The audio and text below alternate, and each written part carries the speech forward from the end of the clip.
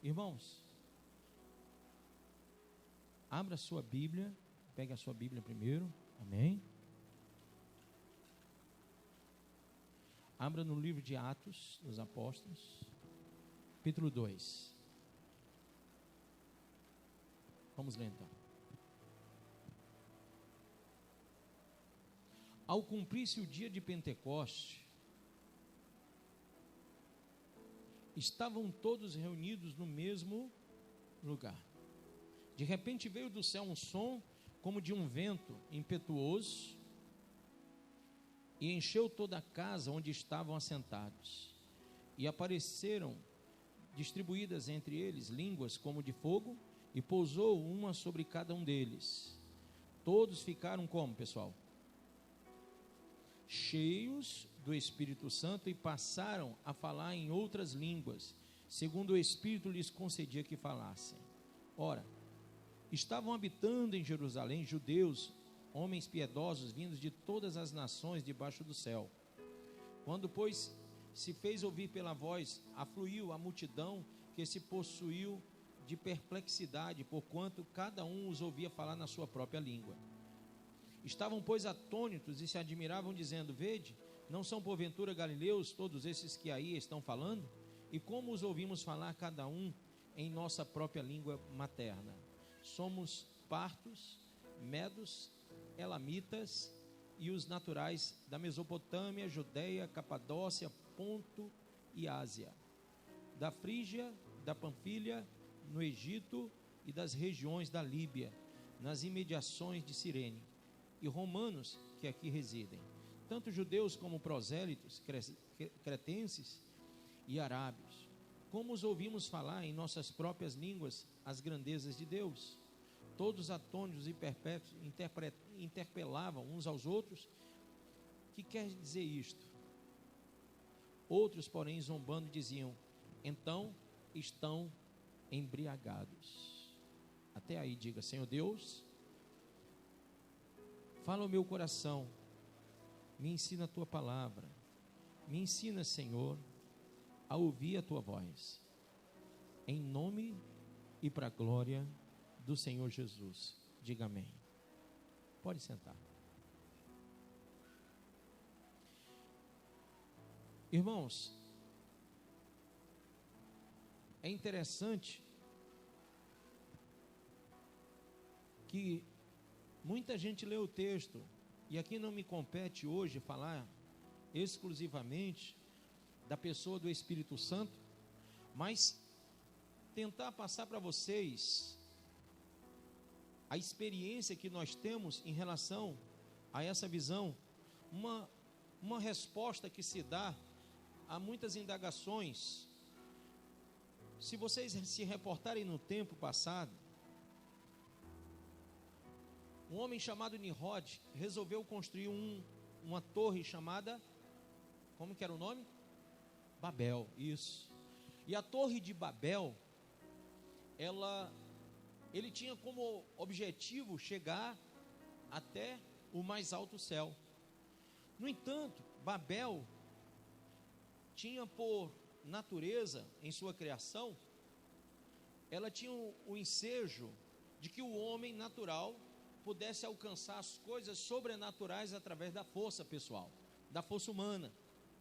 Então, todos os homens ali se ouviam e se entendiam. Havia uma só língua, todos falavam a mesma língua. E nesse entendimento humano, eles então, em subserviência àquele homem chamado Nimrod, resolveram construir a torre de Babel. Mas Babel era algo que não agradou a Deus, pelo próprio propósito de Babel, querer chegar às coisas sobrenaturais, querer sobrepujar o poder do Criador, querer estar acima do Criador, colocar o seu trono no mais alto céu. Essa era a visão de Nimrod, um homem egocêntrico, um homem que buscava o seu reconhecimento no meio de todos os homens como um Deus. Ele queria ser invocado como um Deus. Então, como nós servimos ao único Deus, Aprove a Deus naquele período causar uma coisa chamada divisão ou confusão entre os homens que estavam levantando aquela torre.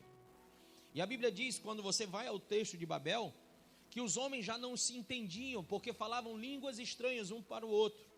Então um falava a língua que o outro não entendia. Então, como não houve mais comunicação entre eles, não houve como eles trabalharem em conjunto, e pararam-se as obras, porque ninguém se entendia, e houve digamos assim, um afastamento. As pessoas, cada um seguiram o seu rumo, e Babel ficou interrompido ali, porque Deus trouxe confusão, divisão em línguas. É interessante porque quando eu percebo lá em Babel, eu vejo que o próprio Deus se manifesta assim, tirando o entendimento de uma só língua, fluindo entre os homens várias línguas, fazendo com que ali surgissem vários povos, ou como nós podemos falar, né? Vários tipos de segmentos de línguas, de pessoas que se aglutinariam em torno da sua fala, da sua língua, a qual haviam recebido, e não havia mais aquela unidade. Deus quebra a unidade. Deus quebra a unidade porque o homem estava usando a unidade de forma errada. Agora você vem para o texto em Atos capítulo 2, e nós vemos uma quantidade enorme de pessoas de várias e várias nações, de várias cidades, com várias línguas, com vários idiomas. Mas você vê que quando o Espírito Santo vem sobre aquele povo e se manifesta naquela casa, a Bíblia diz no versículo de número 1, ao cumprir-se o dia de Pentecostes, que era o dia da festa da colheita dos judeus, estavam todos reunidos no mesmo lugar. De repente veio do céu um som como de um vento impetuoso e encheu toda a casa onde estavam assentados, e apareceram distribuídas entre eles línguas, olha só, variação de línguas, como de fogo, e pousou uma sobre cada um deles. Ou seja, não era a mesma língua que cada um falava, mas uma sobre cada um deles. Se você for pensar em Babel, nós podemos entender que assim foi feito. Haviam várias línguas que tinham sido trazidas no meio do povo que estava em Babel. Porém, veja a diferença. Todos ficaram cheios do Espírito Santo. Em Babel não houve isso. No texto de Babel não diz que todos ficaram cheios do Espírito Santo. Mas aqui diz que todos ficaram cheios do Espírito Santo. E a Bíblia diz: e passaram a falar em outras línguas. Está vendo?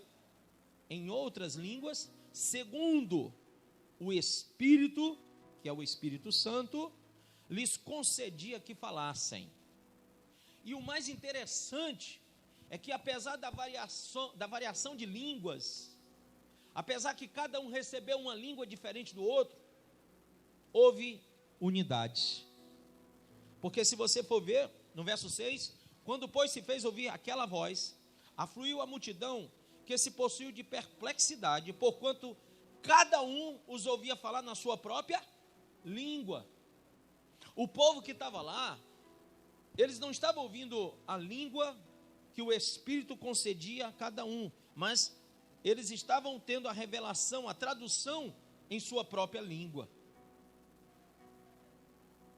Há quem diga que o povo falou também línguas de nações, e por isso muitos entendiam na sua própria língua.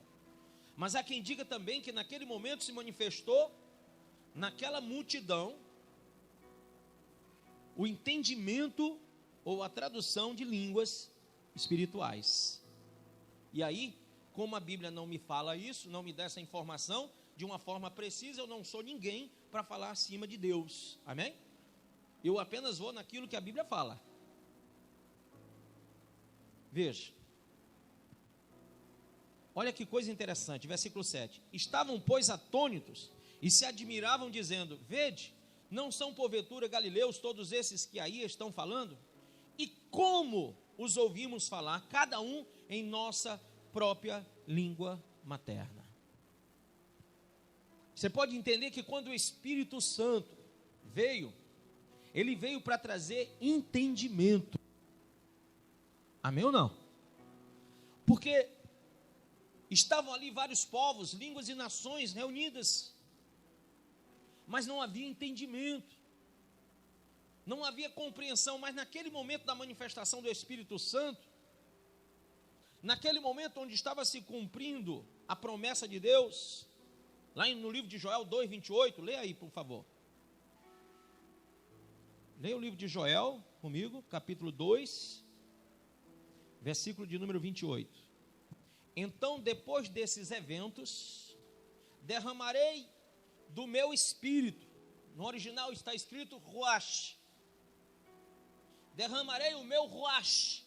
Derramarei o meu espírito sobre todos os povos. Os seus filhos e as suas filhas profetizarão.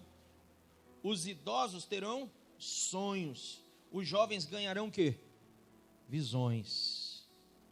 O que é que vai acontecer quando Deus derramar o Espírito? Quando você recebe o derramamento do Espírito Santo na sua vida, a Bíblia diz que você vai profetizar, você vai ter sonhos e você vai ter visão. Amém?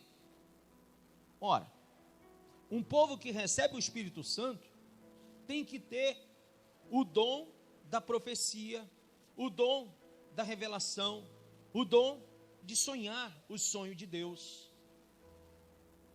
Quando um povo não sonha um sonho de Deus, quando um povo não profetiza as palavras de Deus, quando um povo ele se torna incapaz de ter a visão que Deus tem para a igreja, é porque ainda não recebeu o Espírito Santo. A Bíblia diz que quando você e eu recebemos o Espírito Santo, nós passamos a exaltar o Senhor, amém?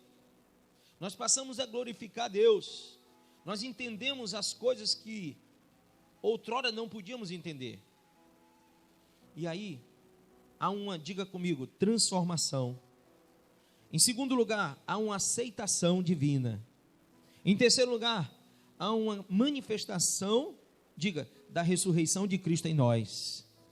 A quarta coisa, diga, há uma exaltação de Cristo em nós.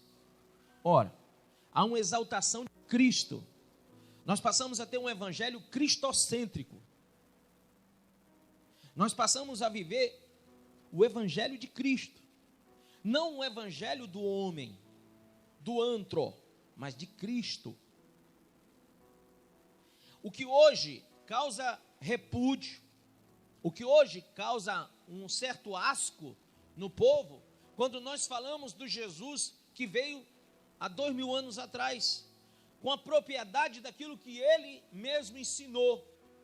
Quando eu falo de Jesus que veio, que nasceu em uma manjedoura, que não teve onde reclinar a cabeça, quando eu falo do Jesus que foi perseguido, quando eu falo do Jesus que foi crucificado, quando eu falo do Jesus que sofreu diversas humilhações, quando eu falo do Jesus do profeta Isaías no capítulo 53, que foi, a Bíblia diz que pelas suas pisaduras somos sarados e o castigo que nos traz a paz estava sobre ele, ou seja, ele foi castigado pela nossa paz, ele foi afligido pela nossa salvação.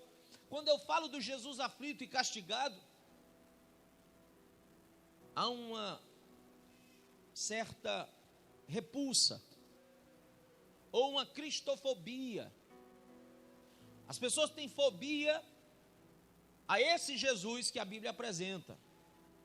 Eles querem o Jesus que Israel apresentou. Israel não aceitou Jesus de Nazaré. Israel não aceitou o Jesus Cristo que veio, porque esse Jesus para Israel não era o Jesus que eles esperavam. Eles esperavam o Jesus segundo a fé abrâmica. Eles esperavam Jesus, o líder que poderia transformar Israel numa nação poderosa. Eles esperavam Jesus que fosse comandar os exércitos de Israel e ser como o rei Davi, um vitorioso nas batalhas. Eles esperavam Jesus com espada desembainhada. Eles não esperavam Jesus que viesse e dissesse a Pedro: Pedro, não desembanha a espada da tua bainha. Porque não é essa a arma que eu tenho para ti. Não é a espada, não é a lança. Eles não esperavam Jesus que veio. Por isso que até hoje Israel não aceita que Jesus é o Cristo, o Filho de Deus. Porque o povo de Israel até hoje não se converteu a Jesus Cristo, porque eles não acreditam que aquele é o Messias. Até hoje há digamos assim, um culto tão idólatra à nação de Israel, e eu não tenho nada contra, ao contrário, eu oro por Israel, mas eu não posso dizer que aquela nação seja uma nação de pessoas que sejam conhecedoras de Deus, porque não são. Porque se eles tivessem um mínimo de Deus em seus corações, hoje eles não estariam aí fazendo tanta guerra, lutando tanto pelo reino da terra. Eles estariam hoje buscando o reino celestial, anunciando, já que foram a nação que o Senhor escolheu para manifestar-se em corpo, a nação onde Jesus nasceu em Belém, cresceu em Nazaré e foi morrer ali em Jerusalém. Uma nação que teve em loco a manifestação do Filho de Deus, do Verbo que se fez carne, que batizou a muitos, como João Batista, ele também, no Rio Jordão. Uma nação que é local de peregrinação de cristãos.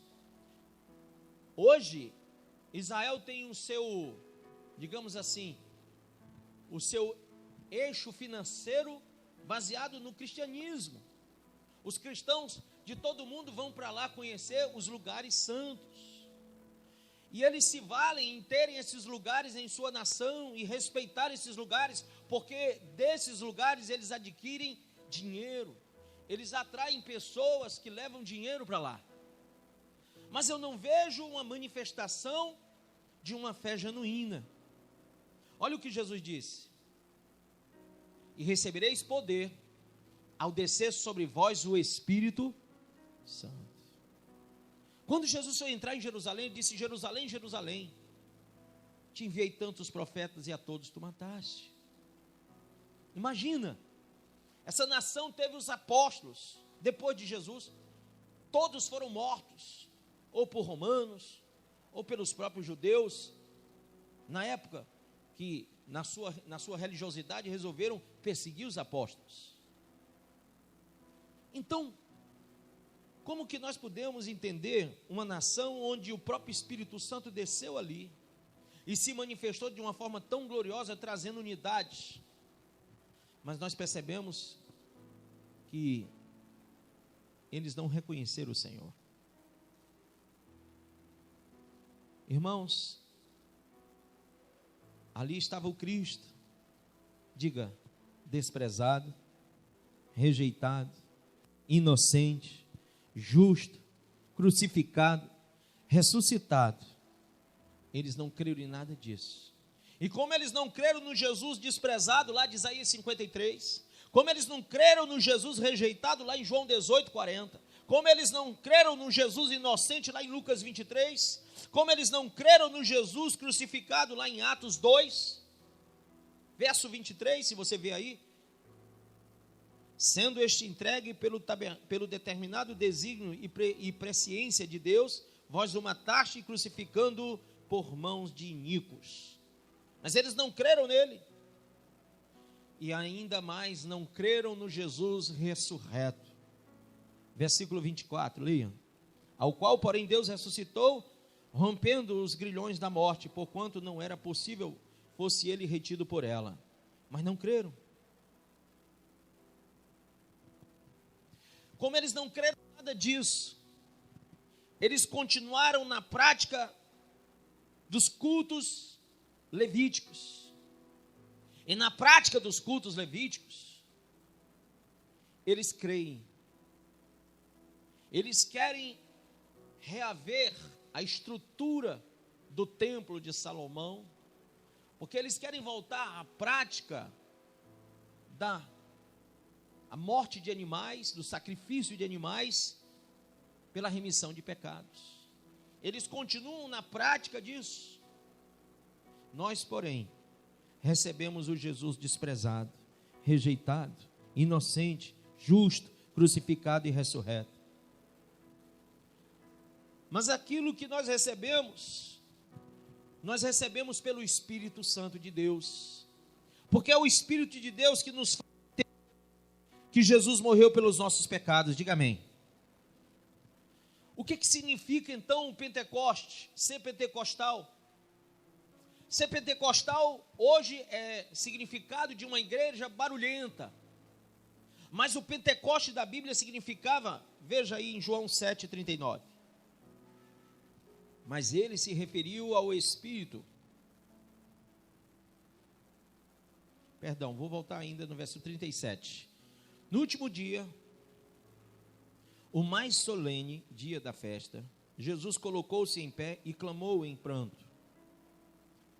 Ele estava chorando. Se alguém tem sede, deixa ouvir a mim, para que beba. Aquele que crê em mim, como diz a Escritura, do seu interior fluirão o quê? Rios de água viva. Rios de água viva. Por que ele fala rios de água viva? Por que ele não fala no plural, rios de águas vivas? Não é interessante isso? O texto não está sendo singular e não plural? Porque essa água viva é a própria manifestação de discernimento que o Espírito Santo traz da palavra. Quando você tem sede, Jesus disse chorando, gente, quem tem sede, em pranto Jesus fala, se alguém tem sede, deixa ouvir a mim para que beba. Aquele que crê em mim, como diz a Escritura, do seu interior fluirão rios de água viva. Quem está lendo a Bíblia comigo? Porém, eu quero que você entenda que quando você crê em Jesus e recebe o Espírito Santo, o rio, ou como ele disse, os rios, né? Os rios de água viva fluirão de dentro de você. Não é de fora para dentro, mas é de dentro. Michele, entendeu, Bruno? De dentro para fora. A cura do homem, da alma, do caráter, da personalidade, a cura de todos os problemas do homem não é de fora para dentro, mas de dentro. Quando você tem o Espírito Santo, quando você bebe do Senhor, dentro de você fluem rios da água viva. Amém? A mesma água que o Senhor Jesus falou com aquela mulher samaritana, que saciaria a sede dela. Quando nós, veja bem, verso 39, mas ele se referiu ao Espírito, com E maiúsculo. Por que com E maiúsculo? Porque é o Espírito Santo, amém? Que mais tarde receberiam. Então, quando o Espírito Santo é recebido por nós, receberiam os que nele crescem, pois o Espírito Santo, até aquele momento, não fora concedido, porque Jesus não havia sido ainda glorificado, amém? Então, amados, o que eu posso explicar para você, que o Espírito Santo que está dentro de você, não vai conceder a você a explicação. Pastor, eu não entendo. Então você precisa receber o Espírito Santo. Porque senão você vai estar numa Babel, numa confusão. Babel quer dizer confusão. O evangelho de hoje é uma confusão, ninguém entende o que está acontecendo. As pessoas não entendem o que é ser pentecostal. As pessoas não discernem mais o que significa o Pentecoste. Mas, diga assim, o Pentecoste significa que o Senhor morreu por nossos pecados e Ele foi exaltado por Deus. O Pentecoste é uma promessa cumprida, para que eu receba o poder do Espírito Santo, para que os rios da água viva, ou de água viva, fluam de dentro de mim, de dentro de você. Então, tudo que a gente consegue discernir, é aquilo que o Espírito Santo nos faz entender. O que é que nos protege das falsas doutrinas? O que é que nos impede de ir para o mundo? O que é que nos protege de virarmos prosélitos, loucos, metódicos? O que nos impede de sermos frios e calculistas? O que nos impede de sermos pessoas heréticas? E o que é que nos faz sermos realmente aprisionados pelo Evangelho, como disse o apóstolo Paulo, que sou um prisioneiro do Evangelho? O que é que nos faz não voltar para o mundo? O que é que nos faz buscar a santidade, a santificação, a pureza? O que é que me faz vir ao culto? O que me faz ter vontade de ler a Bíblia? O que me faz ser viciado nas coisas de Deus? O que me impele a orar, a buscar a face de Deus? Não é o que vem de fora, não é uma imposição pastoral sobre você. Eu posso até dar ordem, mas eu sei que se o Espírito Santo não estiver dentro de você, os rios de água viva não fluem. E aí eu vou falar aqui, mas quando chegar em casa você vai continuar sendo esse picolé ambulante, porque você não entende de dentro para fora, não está havendo uma tradução espiritual, não está havendo um discernimento espiritual. Você está numa confusão, você não entende o que é melhor, se é ir para uma festa do mundo ou se é para ir para a casa de Deus, se é assistir uma novela, um filme ou ir para o culto. Você não tem a vibração do louvor e da adoração, você quer se apresentar como muitos cantores fazem, você quer mostrar o que você tem de talento, você quer pregar não porque você tem sede de ganhar almas, você quer pregar porque você quer ganhar a vida com isso. Há uma distorção muito grande do evangelho de hoje, há uma confusão muito grande, porque as pessoas não têm a revelação do Espírito Santo. E porque não tem a revelação do Espírito Santo, a igreja está totalmente desvirtuada da verdade. Sabe o que é você está desvirtuado da verdade? É que eu sei, e você sabe, que você não segue à risca a ordem, a direção do Senhor.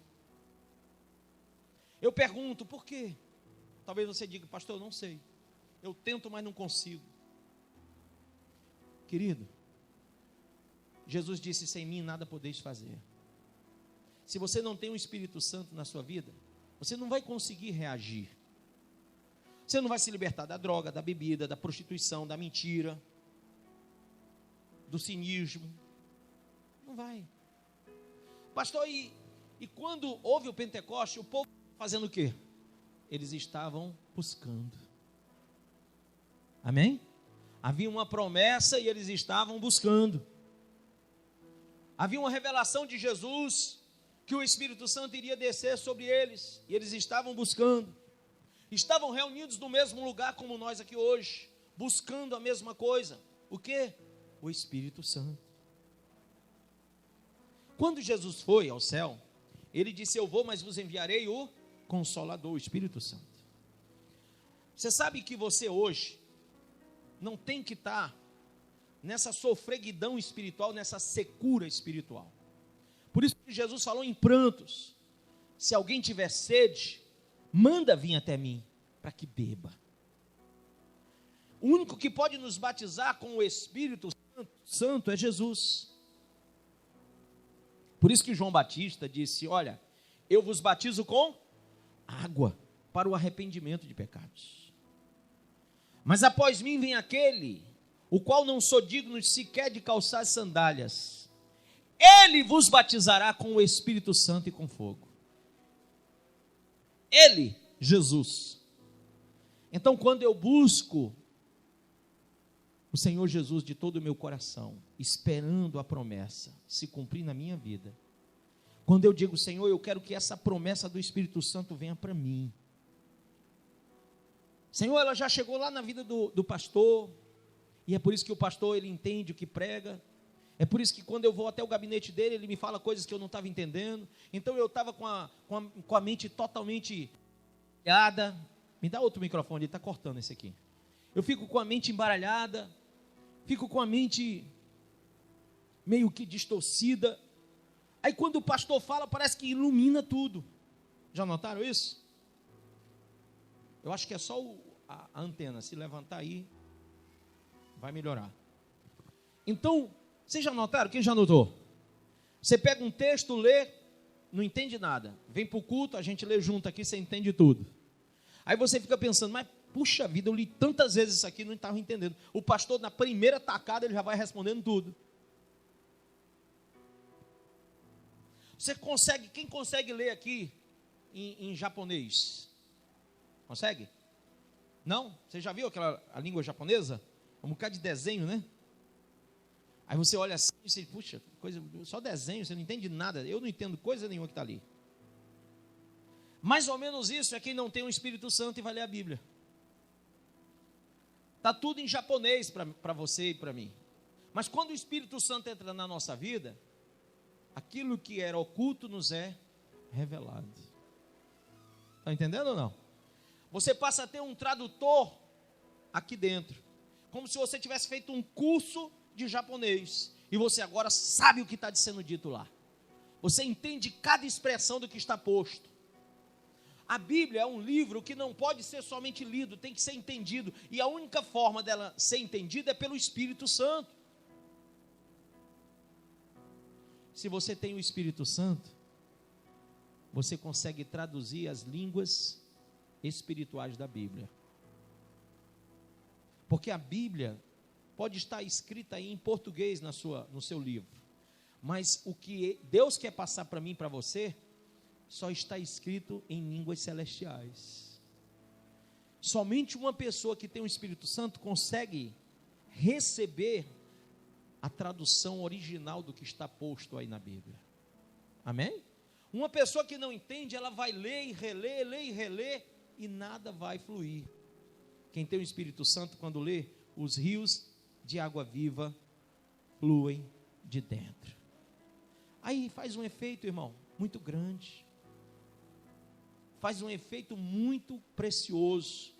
Esse cristão é um cristão de verdade. Ele passa a ser forte, ele passa a ser verdadeiro, ele passa a ser longânimo, ele passa a ser benigno, ele passa a ser amoroso, ele passa a ser coerente, ele passa a ser cauteloso, ele passa a exercer uma fé e um amor, ele manifesta os frutos do Espírito, porque ele recebeu de dentro para fora, fluiu de dentro dele. Quando não, por mais que você tente colocar, a pessoa não consegue entender os valores. Está entendendo ou não? Quem quer receber o Espírito Santo? Quem está disposto a buscar o Espírito Santo de Deus? Eu queria concluir dizendo uma coisa. Quando a gente tem o Espírito Santo, a gente entende o valor da igreja. Amém? A gente percebe pelo Espírito Santo que o Senhor ama a igreja e se entregou por ela. Quantos creem assim? Lá em Efésios 5, 25 a 27, fala que exatamente isso que eu estou dizendo, que o Senhor ama e se entregou pela igreja. Quando a gente tem o Espírito Santo, a gente entende que o Senhor está no meio da sua igreja para abençoar. Ele quer abençoar a igreja. Quando a gente tem o Espírito Santo, a gente passa a ter comunhão com o pensamento de Deus. E essa comunhão é tão preciosa que nós não abrimos mão da igreja, não abrimos mão do culto, não abrimos mão da unidade, que agora nos é trazida pelo Espírito Santo. Já não há mais confusão de pensamento, já não há mais confusão de sentimento, já não há mais confusão de valores, porque a unidade nos foi trazida em Cristo pelo Espírito Santo, e eu já sei muito bem o que eu quero da minha vida espiritual, eu já sei muito bem onde está a fonte das águas da vida, da água da vida, perdão, as fontes da água da vida. Eu já sei qual é o caminho, qual é a verdade. Eu já conheço coisas que antes eu não entendia, que antes eu não conhecia. O valor da igreja ele está sempre em alta no meu coração. Diga assim, uma comunhão preciosa. Amém? Eu começo a entender que a igreja se torna um local onde eu tenho que crescer para gerar frutos. Eu não posso estar aqui, por favor. Cada um de vocês é uma árvore. Esse aqui é um terreno de Deus. Amém? Fique de pé, só um minuto para eu fazer essa experiência com vocês. Cada um de vocês é uma árvore. Por favor, se você estiver muito colado no irmão do lado, faça só um pouquinho. Isso. Agora toda árvore tem que ter ramos. Abre os braços. Isso. Vocês estão vendo os ramos agora? Os braços de vocês. Quando você olhar para esses ramos, se você tem o Espírito Santo, você percebe que nos ramos tem que haver o quê? Frutos. E se você olhar para os seus braços, você vai perceber a sua mão. Olhe para ela. A Bíblia diz que ninguém pode entrar na casa de Deus com as mãos vazias. Aonde estão os frutos dessa árvore que está aí do seu lado?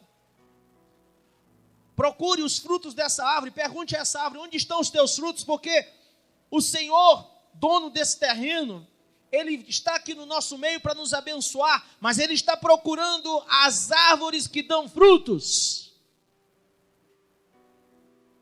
Quem entendeu o que eu estou falando? Ele está procurando. Olhe para o irmão, diga: irmão, onde estão os seus frutos? Então, por favor, vamos fazer um teatro aqui legal. Você é Jesus, passa no meio deles, procura os frutos, vai lá. Fique com as suas mãos levantadas e Jesus vai passar no seu meio. Quem quer receber o toque de Jesus? Amém? Mas Ele está passando e a Bíblia diz que a árvore que não der fruto, ele vai fazer o quê? Cortar e lançar fora. Mas a árvore que gerar fruto, Ele vai fazer o quê? Podar, para que gere mais frutos ainda. Ô irmã, cadê os frutos? Jesus está passando, o terreno é dele, a igreja é dele, o local é dele, você está plantado em meio de rios de água viva. O Espírito Santo está aqui para dar a você o discernimento, para fluir rios de água viva. Então você não pode dizer que você é seca, porque os rios de água viva estão aqui para aflorar. E se estão dentro de você os rios de água viva, você tem que gerar fruto. Quando as pessoas olharem para você, quando você olhar para suas mãos, você vai ver frutos, frutos e mais frutos, a 100, a 70 e a 30 por um. Sabe quando eu digo que uma pessoa é batizada no Espírito Santo? Não é quando ela fala em língua. Não, irmão. É quando ela tem poder para pregar o Evangelho. Poder para pregar o Evangelho. Se você não tem frutos, é porque você não tem poder para pregar o Evangelho.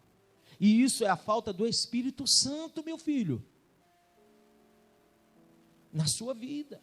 Você está no terreno certo. Você está no local certo. Mas você tem que ter o Espírito de Deus. Você tem que buscar o Espírito Santo para que de dentro de você venha fluir esses rios de água viva. Eu não posso dizer para você que vai nascer fruto sem os rios de água viva. Porque todo mundo que vai nascer de você precisa que você tenha esse rio.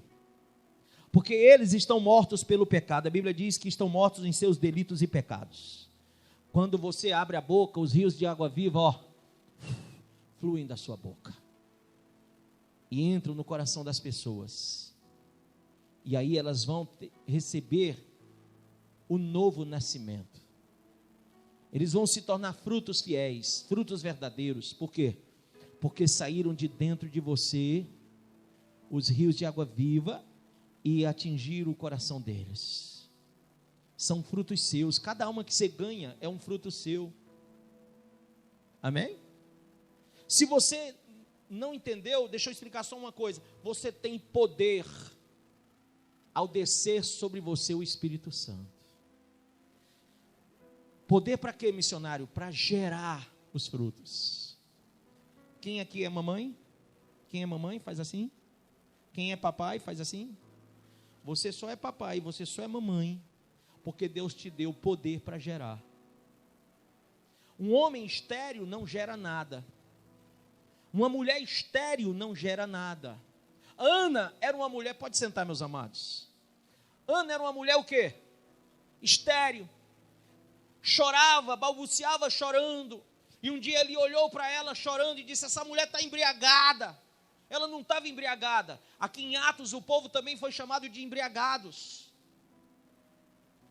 E ela, parando de chorar, disse: não, Senhor, eu não estou embriagada, eu apenas estou orando ao Deus vivo. E ela contou a Eli o que ela estava falando com Deus, que ela queria que o Senhor abençoasse, curasse o ventre dela, porque o fruto que nascesse daquela manifestação divina, ela iria entregar nas mãos de Eli, e aquele filho iria crescer na casa de Deus para ser um instrumento do Senhor. Amém? Olha que coisa linda, né? Aí vem e nasce o profeta Samuel. E ela, depois que desmama o menino, entrega para Eli criar dentro da casa de Deus. Amém? Então, quando o Espírito Santo agiu na vida de Ana, veio o primeiro fruto. Mas ficou só em um? Não. Depois ela teve mais 7 frutos. Depois ela ainda teve mais filhos e filhas. Por quê? Porque Deus, quando nos traz a graça, o poder dele, quando é manifesto o poder de Deus, nós somos capazes de frutificar. Mesmo diante do impossível. Uma mulher que não pode gerar, gera. Abraão e Sara não podiam gerar porque eram velhos. Sara riu quando recebeu a promessa. Abraão creu. E Abraão, por crer, ele recebeu em seus braços a promessa. Ele teve o seu Isaac. Teve mais do que Isaac. Teve outros filhos e filhas, mas ele teve o Isaac da promessa. Depois veio o Ismael também, né? Que nem era. Ismael nem era o que ele queria, porque foi com Agar. Ele teve Ismael com Agar e teve Isaac com Sara. Você imagina, um homem tão velho, né? Eu já tive no meu gabinete jovens, casados, e a esposa dizendo: pastor, o homem não tem condição, o homem não dá para nada. Eu fico imaginando Abraão com 100 anos, do lado de uma velha coroca, velhinha, que não tinha mais nada para, não tinha mais aparência nem formosura. Vamos brincar aqui com os dois, a dentadura no copo.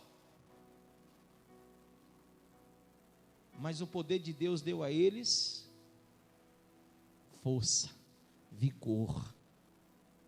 O vigor de um jovem e de uma jovem. O ventre de uma jovem para gerar filhos. Amém? Então, amado, se Deus deu a Abraão, você pela fé, recebendo o Espírito Santo pela fé, você também vai ter filhos e filhas na fé. Você vai gerar filhos e filhas que você nunca gerou. Esse tempo todo de cristianismo seu, você gerou. Porque só o poder de Deus na sua vida, pelo Espírito Santo, é que vai dar a você essa autoridade de ter filhos e filhas. Um pai e uma mãe são autoridade. A gente só é autoridade de Deus quando a gente gera filhos e filhas. Amém ou não? E os frutos geralmente ficam aonde? No ramo. Eles ficam lá. E o Senhor, só o Senhor pode colher os frutos. E quando Ele colhe, Ele leva para onde? Para a casa dele. Ele tira do meio do terreno, no meio das árvores, Ele vai lá, pega os frutos, põe no cesto e leva para a casa dele. Amém? A gente não vai perder os nossos frutos para Satanás. Porque o único que pode tirar os frutos da nossa mão é o próprio Deus. Quem crê assim? Então, irmão, vamos buscar o Espírito de Deus. Eu estou orando 365 madrugadas. Vou confessar aqui a vocês que essa madrugada, quase que eu não acordo. Aí de repente, eu abri o olho e fechava de novo, morrendo de sono. Aí abri o olho e fechava de novo, morrendo de sono. Eu digo, rapaz, e eu esqueci da oração. Aí eu abri o olho e fechava de novo, e virava para um lado e virava para o outro. E nada. Deu me lembrar da oração. Aí me deu uma dor de barriga, eu digo, puxa vida, uma dor de barriga na hora dessa, né? Não é brincadeira não. Quando eu peguei na barriga, veio o nome, oração. Eu digo, já entendi, Senhor. Pode deixar o resto para trás. Me deixa quieto que eu já sei o que é para fazer. Me ajoelhei e fui orar. Era só Deus dizendo, te levanta porque tu tem horário marcado comigo. E sabe qual é a minha oração? 365 dias. Senhor, um planta, outro rega, mas quem dá o crescimento é o Senhor. Um planta, outro rega, mas quem dá o crescimento é o Senhor. Se o Senhor não encher, se o Senhor não edificar, em vão trabalhos que edificam. Se você não tiver cheio do Espírito Santo, você vai trabalhar à toa. Se você não tiver edificado pelo Espírito Santo, os rios da água viva não vão fluir de você. Você vai sair para evangelizar, mas não vai ter resultado. Quem está entendendo o que eu estou falando? Pastor, o que acontece que a gente vai evangelizar e não traz ninguém? É que está faltando rios de água da vida. Busque o Espírito Santo. Busque santidade. Reconheça que Ele é que dá o crescimento. Saia na fé de que Ele vai usar você e que os rios vão sair daqui, da sua boca, vão fluir de dentro para fora. Deixa o Espírito Santo usar você. Para de querer usar o Espírito Santo para se promover. Deixa o Espírito Santo usar você. Aí rios de água viva vão fluir. Amém? Fique de pé, por favor.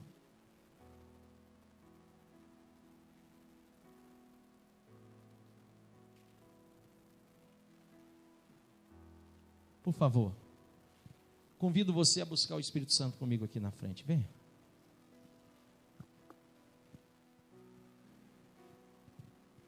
Isso.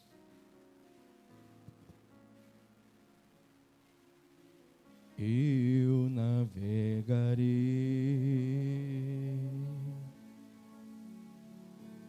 no oceano do Espírito.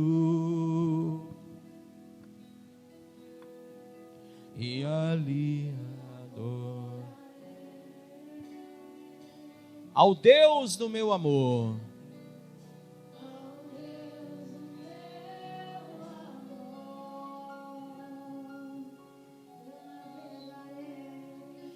Eu navegarei. Deixa só os refletores para mim. Oceano do Espírito. E ali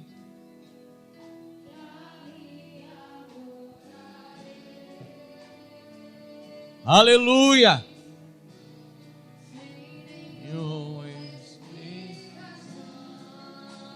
Espírito, Espírito.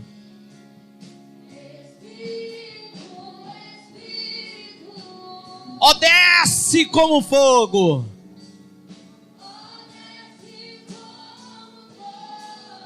Ó, aleluia. Vem, come. Aleluia. E encha-nos de novo. Espírito, Espírito, ó, desce como fogo, ó, desce como fogo. Vem como em Pentecoste.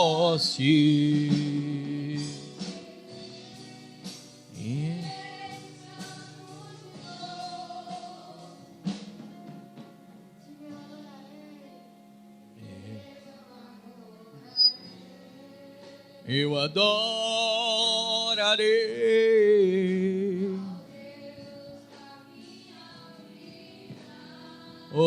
aleluia, aleluia, aleluia, que nos compreende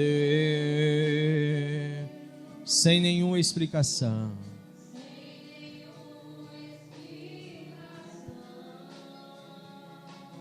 Eu adorarei.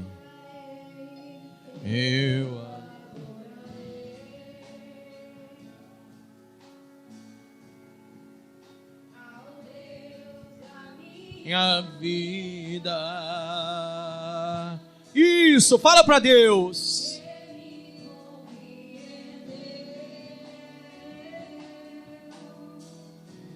Sem nenhuma explicação. Espírito, Espírito, ó, desce como fogo. Ori alamassuri anarabasiri, lavalabassuri candaramaya. Recalamassuri andaramaya, lamassuri candaramaya, lamassiriana. Encha-nos de novo. Pega suas mãos e declare: Espírito, Espírito, Espírito. Oh, Espírito de Deus. Oh, desce como fogo. Oh, desce como fogo. E vem como em Pentecostes. Ori andarabalabassuri candaramaya, lamassuri andaramaya. Encha-nos de novo. Xeribalabassuri candaramaya. Pedro disse para Jesus: Senhor, aonde tu for, eu irei. Jesus respondeu a Pedro e disse: Pedro, quando tu te converter, ajuda os teus irmãos. A visão de Pedro era uma visão de um seguidor humano. A visão de Jesus era de um seguidor espiritual. Pedro um dia desembanhou uma espada para arrancar a orelha de um soldado, mostrando o seu zelo por Jesus. Jesus colocou a orelha do soldado de volta e disse: Pedro, não é assim. E depois Pedro negou 3 vezes. E um dia, quando Jesus falou a Pedro se ele o amava, ele disse: eu te amo 3 vezes. E Jesus disse: então, se você me ama, você vai ganhar almas. Se você me ama, você vai ganhar almas. Se você me ama, você vai ganhar alma. Você acabou de ouvir essa poderosa ministração da palavra de Deus. Eu creio que sua vida foi abençoada. Eu quero que você ore comigo, profetizando sobre a sua vida a salvação que vem de Cristo Jesus. Ore conosco. Deus Pai, em nome de Jesus, nós te agradecemos por esta palavra e que o Senhor possa abençoar a vida de cada um que nos viu, que nos ouviu nesse dia. Deus Pai, em nome de Jesus, que esta pessoa esteja agora entregando a sua vida, recebendo a salvação que vem do Senhor. Pois assim, Pai, nós profetizamos salvação, cura, libertação, em nome do Pai, do Filho e do Espírito Santo de Deus. Amém.